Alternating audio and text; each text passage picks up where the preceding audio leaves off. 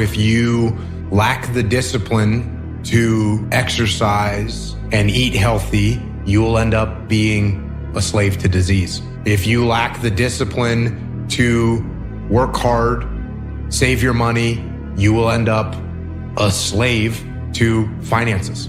If you lack the discipline to manage your time correctly, you will end up with no free time. If you have self-discipline, if you have the discipline to save your money and work hard and invest your money properly, if you have the discipline to manage your time correctly and not waste a bunch of time, if you have the discipline to exercise and eat healthy, you will end up with freedom. And I know it's a counterintuitive, it's contrarian, but I've seen this over and over and over again. If you want freedom in your life, you have to have discipline. Go do some push-ups.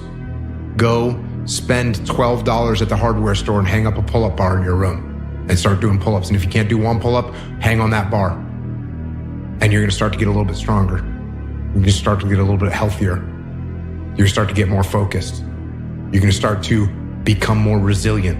And you're gonna start to be able to do a pull-up, and you're gonna start to eat healthy all the time. And you're gonna start to understand the world better. And you're gonna start to progress in every aspect of your life.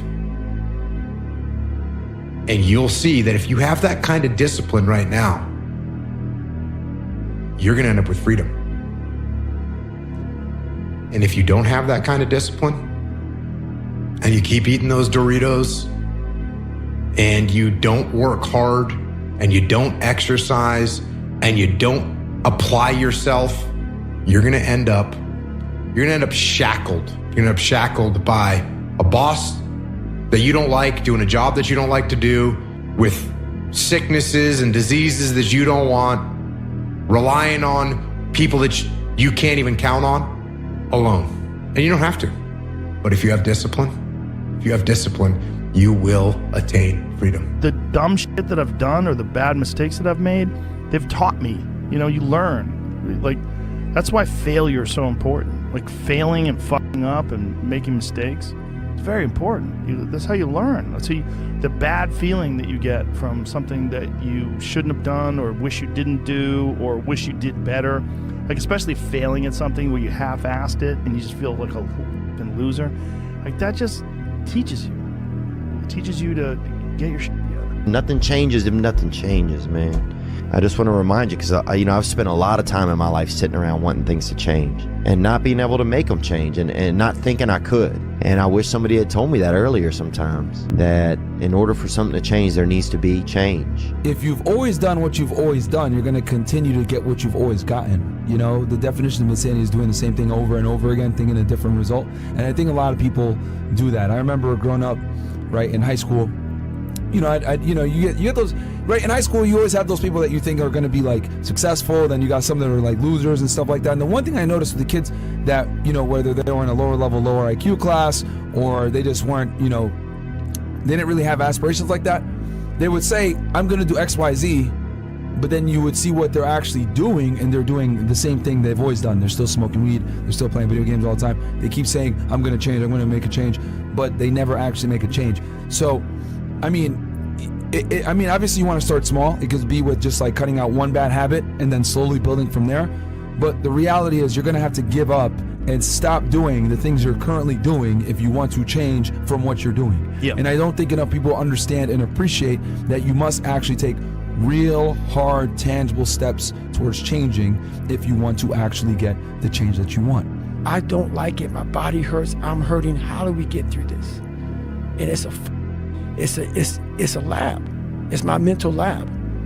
And so when I come home, I'm not forgetting it.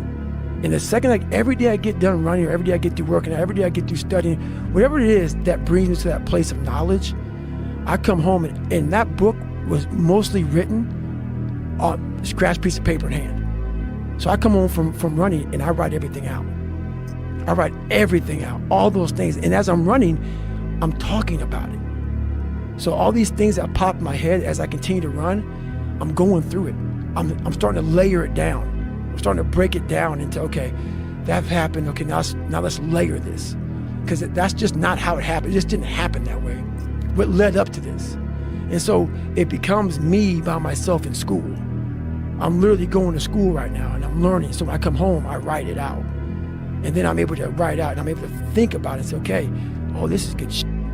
This will help me later on. And then it becomes what it is now. Be a dangerous man. Now, being dangerous is not being a threat. They're two different things, all right?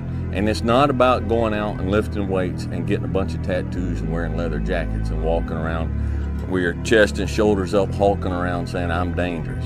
That's very rarely is that a dangerous man. You're going to get criticized no matter what you do. If you go hard, people are going to criticize you. If you stay a lazy piece of shit, people are going to criticize you. So you got to realize that it's up to you to decide what it is you truly want. And it's up to you to accept what pain you are willing to accept. Because if you struggle and you flounder and you refuse to take responsibility for yourself and become that version that you know you're supposed to become, you will be miserable. 100%. You will have every single regret a human being could ever fucking have in their entire lives. And the flip side is this. You could put in the work. You could put in the time. You could say, I am not going to settle. I am going to become exactly who I'm meant to become, because I know that it's not just going to serve me, it's going to serve my family, it's going to serve my community, it's going to serve my city, my state, and my country, and it's going to create an immeasurable ripple effect of people who know that they can do it too. And guess what? That's going to be hard. But at the end of the day, even if you come up short, even if you don't become exactly what it is you want to become, you will have created so much good in this world that you will not have regrets when you die. Be the guy who embraces the ugly, the miserable. Be the guy who embraces hard work, the grind. Don't be afraid of being hurt. Don't be afraid of sacrificing some blood. The human brain evolved under immense amounts of pressure. Okay? That's how the brain works. And I almost like to think of it in terms of barometric pressure. So in your brain, when you're feeling that barometric pressure, it's like, I gotta get this done or I'm gonna fail and this project won't happen and people will laugh at me. You work like a fiend. Energy, your whole body responds, right? Your blood gets moving. You accomplish things that would normally take you months, you do it in days because you feel that pressure. You take away that pressure and you don't know what to do. And I've got like 3 years, I could do this or that. Another, you just wander around, you're lost, you have no energy, you have no focus. You know, you're maybe playing video games, maybe you're watching porn, you're kind of distracting yourself in the moment. But your energy is just being dissipated in like 20 different directions. So your brain needs pressure. It needs constant pressure. And stress and pressure is not a bad thing. We have this thing where we feel like stress is bad. It's bad for you. Bad. You know, you need to relax, man. You need to chill. Stress will kill you. No, being bored will kill you. Not having anything to do will kill you. Is much more dangerous than stress. I'd rather die under the stress than be bored and have nothing to do. Okay? So feeling that pressure, it makes your eyes pop open. It makes your brain focus. It makes you alert. It makes you want to live. It makes everything seem exciting to you because you've got to get things done. I've never regretted working harder, ever. Not once. And some people are like, on your deathbed, you're like, no, because I lived every moment of my day doing what I wanted to do. Don't follow what most people do because you don't want the results that most people get. The average person is obese, likely to be divorced, and has less than 1K in the bank. It feels safe to do what everyone else is doing, but it's actually a terrible decision. It's like the best way to guarantee to not have the life that you want is to do what everyone else is doing. If you want to be exceptional, you're going to be different from everyone else. That's what makes you exceptional. You can't fit in and also be exceptional. Both have discomfort. When you fit in, you have internal conflict because you're not being 100% you. When you're exceptional, you have external conflict because everyone sees you as different. Pick one. When your friends start to say, you've changed, remember it's because they don't know how to say, you've grown. You don't have to feel good about it, you just have to keep going. The feeling will pass, but you will remain. You are greater than your feelings. Going to bed late and waking up early to work for a few days won't kill you. You're not going to burn out, you're doing what it takes. If you're one of those people that push work-life balance, just remember, the people who like working a lot don't care. I've never regretted trying harder at anything ever. Hard times last long, but an epic story feels like a lifetime. It just takes work, shitloads and shitloads of work. Every time I try and dress it up or cut a corner, I get brutally reminded the work just needs doing. The work doesn't care who you are, it just cares that it gets done. Most people's definition of work is a negative one, which is why they abhor it, which is also why they misunderstand so many people who quote, I'll say quote here, are successful or ahead of them or whatever, is that both people, one person says the word work and the other person hears the word pain. And so the first step to like becoming more successful is understanding the language that the people who are successful are using. They're actually defining the word differently. And so whatever that thing is that you actually enjoy doing, where you lose track of time when you're in it, even if it's challenging, but usually it is challenging, right? Like it's not easy because then it's boring. The people who are, quote, addicted to work make it easy to be addicted to work because they do things worth doing.